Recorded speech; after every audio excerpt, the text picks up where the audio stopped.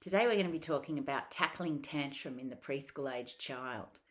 As you guys would know, tantrums are an intense emotional outburst, which is very characteristic of the 1 to 3 year old child.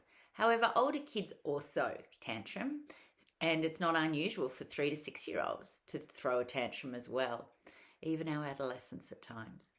It's typical of toddlers to throw a tantrum and to do one or more of the following things: screaming, crying, hitting, kicking, throwing, name calling, head banging, biting, and even resembling a dying cockroach on the floor. There's a big difference between a baby and a toddler. Whereas the baby sees themselves as an extension of their mum or dad or caregiver, a toddler has more awareness of their own separateness and their own will. And so developmentally, toddlers need to develop their independence, and they're often going to show this by exploring and testing and pushing the boundaries. This is all appropriate for them, and it's an important step in their identity formation. It's important for them to reach this emotional milestone without feeling ashamed of themselves, without us criticizing them. And we need to set boundaries for our toddlers. So a boundary might simply be, hop down from there. It's not stay. You need to stay close to me. You need to hold my hand. You need to be gentle. So we're not saying, that's dangerous. We're saying, hop down from there. That's not safe. And instead of saying, don't run off, we're just going to say, stay close to me. Hold my hand. And instead of saying, don't hit, we simply say, be gentle. Because we want to say these things while still giving them independence. In fact, some sense of independence can actually prevent tantrums by providing choice. And I've talked previously on choices, but an example of choice might be, would you prefer to wear the pink or the red dress? Would you like milk or water? Would you like some help or to do it on your own? And on we go. There is a number of reasons why toddlers throw tantrums. Sometimes it's because they need something, such as food if they're hungry, a drink if they're thirsty, comfort if they're in pain, sleep if they're tired, and on we go. Sometimes they have tantrums because they're struggling to accept boundaries, such as no more juice today, or you can play when you're being gentle, or you need to stay in your car seat, and the acceptance from them that they can't be independent about everything they want. Toddlers sometimes tantrum because they just don't have the ability to identify, label, and deal with particular feelings, or a number of feelings, for example, jealousy of a new baby, or frustration over learning a new skill, such as a puzzle, a fear of being abandoned, falling down the toilet, being eaten by a monster, or continual frustration of being told you can't. Parents and caregivers can feel that we're at a loss and feel that everything we're doing is fueling tantrums, and it is true. There's lots that we do that can even encourage tantrums, and some of those things might just be about being inconsistent with our limit setting.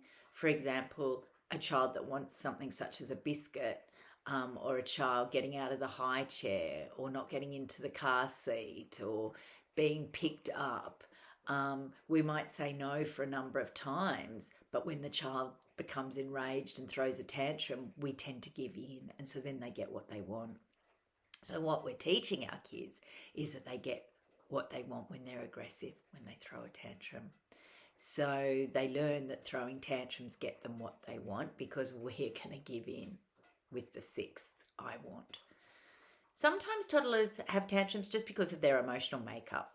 Kids' temperament or personality differs, as you would know, and some kids are just naturally more aggressive or more timid or more stubborn or more energetic or more calm. We can help our kids enormously when it comes to this emotional regulation piece. So, for instance, if we're the parent of a timid child, we can help our child to develop confidence by not rescuing, but by encouraging independence. Parents do often feel frustrated and embarrassed and helpless and at a loss as to what to do when their kids throw a tantrum. This feeling of being lost with how to manage this is such a common situation. And parents often ask me, well, should I just leave them? Do I intervene? Do I punish? Do I hug? Well, guys, it's really not an easy answer. And because it's not an easy answer, I thought it might be helpful for me to provide some tips for dealing with tantrums. So the first and most logical to me is, if you can prevent a tantrum, do so.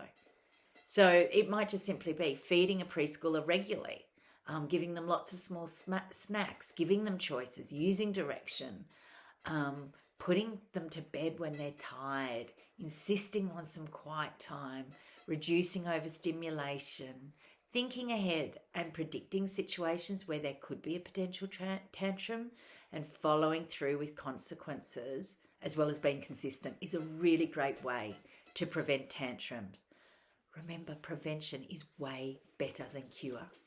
Pick your fights. Give your child choices where you can. I've previously covered this in another segment. However, I'll touch on it again. Choices can be given where safe to do so and where it upholds our parenting values, such as respect for others. So again, that might be not hitting, not biting, not snatching.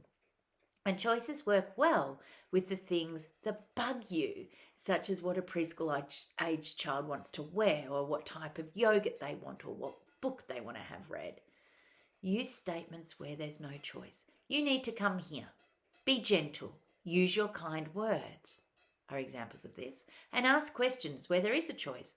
Would you like a strawberry or a vanilla yogurt now? Would you like a hand, or do you want to do it yourself? Would you like me to stay here with you or wait outside the toilet door? The third thing we need to do that will avoid tantrums is to be emotionally in tune with your child. Ask yourself, what is happening here? How is my child feeling? And if you do this regularly, you might be able to prevent the tantrum, because you'll know it's time to leave the play date. You'll know it's time to have some quiet time, or that they just need a hug. You might cancel an appointment. You might give them a day off daycare. You might feed them. You might put them to bed. When we're emotionally in tune with our child, we can prevent tantrums sometimes. Another thing we can do to prevent a tantrum is prevent getting into the behavioural pattern of rescuing or giving in once a tantrum has started. If you want to break this particular pattern, remember to use your parenting bag of tricks, such as ignoring your child's demands, redirecting and distracting them, and remembering to acknowledge when the behaviour changes. We need to manage our self-talk and use affirmations for ourselves. And if you're really having a difficulty here, find a mantra. So it might be, I'm a good parent. I follow through on my fair and compassionate consequences with my little people. And you might need to say that over and over and over to yourself for a little while. Another strategy might be to help your child to label their feelings when they're showing you feelings, such as, I can see you're getting frustrated. Oh, I think you might be feeling a bit jealous now. I get grumpy sometimes in the morning when I'm hungry. I wonder if you're feeling grumpy too because you're hungry. Let's get you some breakfast.